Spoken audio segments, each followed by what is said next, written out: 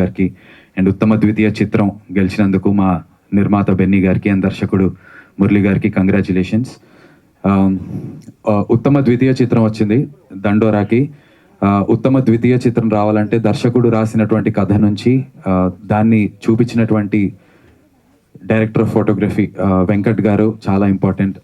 అంతే ఇంపార్టెంట్గా ఎడిటింగ్ చేసినటువంటి సృజన గారు కూడా చాలా చాలా ఇంపార్టెంట్.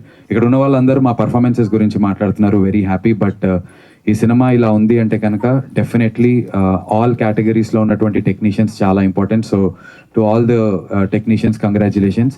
నాకు ఒక రిక్వెస్ట్ ఉంది to the government of Telangana, that is ఉత్తమ ద్వితీయ చిత్రం ఇచ్చినప్పుడు కానీ ఉత్తమ చిత్రం ఇచ్చినప్పుడు కానీ అది నిర్మాతకి దర్శకుడికి ఇద్దరికి షేర్ చేయబడుతుంది. బట్ ఉత్తమ దర్శకుడు అనేది ఇంకొక సపరేట్ కేటగిరీ ఉంది, కానీ ఉత్తమ నిర్మాత అనేటువంటి కేటగిరీ లేదు. ఇలాంటి సినిమాల్ని నిర్మించాలి అంటే చాలా చాలా ధైర్యం కావాలండి. ఎప్పటి నుంచో సంపాదించుకుని డబ్బులై ఉండొచ్చు, అప్పులు చేసినటువంటి డబ్బులై ఉండొచ్చు, ఏదైనా ఉండొచ్చు.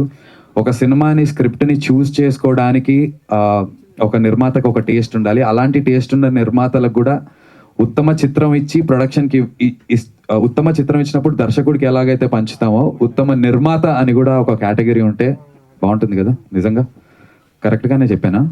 నాకు ఎందుకో అనిపించింది ఇవాళ ఉత్తమ చిత్రం వచ్చినప్పుడు అందరూ ఉత్తమ చిత్రం అనేది అందరం పంచుకుంటాం.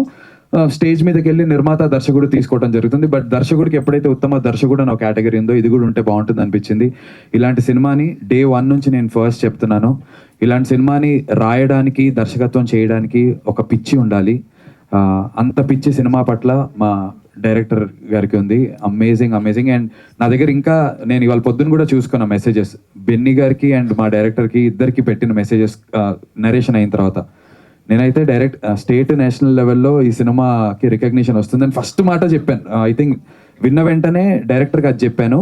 ఆఫీస్ నుంచి ఇంటికి వెళ్ళిన తర్వాత బెన్నీ అన్నకు కూడా అదే మెసేజ్ పెట్టాను. నేను వాళ్ళ పొద్దున్న కూడా చూసుకున్నా, did I recognise this before అని. సో ఇది ఆ రోజున ఇంత మంచి కథని ఒక డెబ్యూ సినిమాకి కమర్షియల్ ఆస్పెక్ట్స్ని అంటే తక్కువ టెంప్లెట్ కమర్షియల్ ఆస్పెక్ట్స్ లేకుండా ఇలాంటి కథ రాయడానికి అతని కెరీర్ని స్టార్ట్ చేయడానికి ఇలాంటి కథ చూస్ చేసుకోవడం చాలా ధైర్యం మా డైరెక్టర్కి ఉండాలి.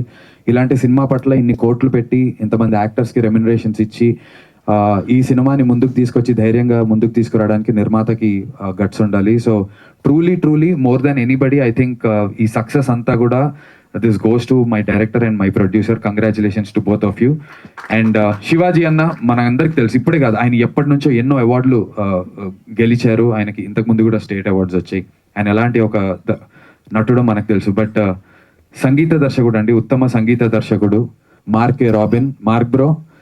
ఎప్పటి నుంచో మార్క్ గారి గురించి మేము అనుకుంటున్నప్పుడు will all be like most underrated అని చెప్పి మాట్లాడుకుంటూ ఉన్నాము. ఇన్ఫ్యాక్ట్ మన సినిమా ఫస్ట్ ప్రెస్ మీట్ అప్పుడు కూడా అందరం అన్నప్పుడు మార్కే రాబిన్ ఇన్ని సినిమాలు చేశారు, ఇన్ని హిట్ సినిమాలు ఉన్నాయి, బట్ బ్రో ఇది మీరు అని చెప్పి తెలియాలి అని కోరుకున్నాం. అండ్ ఫైనల్లీ స్టేట్ రికగ్నిషన్ వచ్చింది. నెక్స్ట్ నేషనల్ వెయిటింగ్ మా సినిమా కోసం అని చెప్పి నేను కోరుకుంటున్నాను. And really wishing for that, fingers crossed.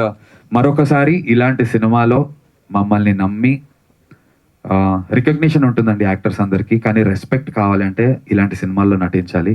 ఆ రెస్పెక్ట్ మాకు సంపాదించే అవకాశం ఇచ్చినందుకు మరొకసారి మురళి గారికి అండ్ మా నిర్మాతకి thank you so much bro. ఈ cinema it change so many things.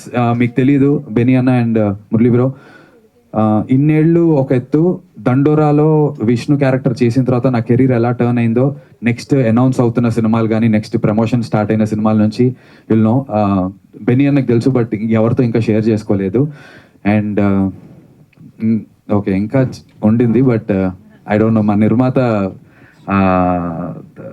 Right ఇంకొక అకేషన్లో ఎప్పుడైనా అనౌన్స్ చేస్తారేమో చూద్దాం. బట్ యా అండి, థ్యాంక్ యూ సో మచ్. దండోరా changed fate of everybody and I hope it is for greater cause and greater things going ahead. Once again thank you Murli bro, విష్ణుగా trust చేసినందుకు, నటించేలా చేసినందుకు, and మా నిర్మాతకి thank you and congratulations everyone. Thank you.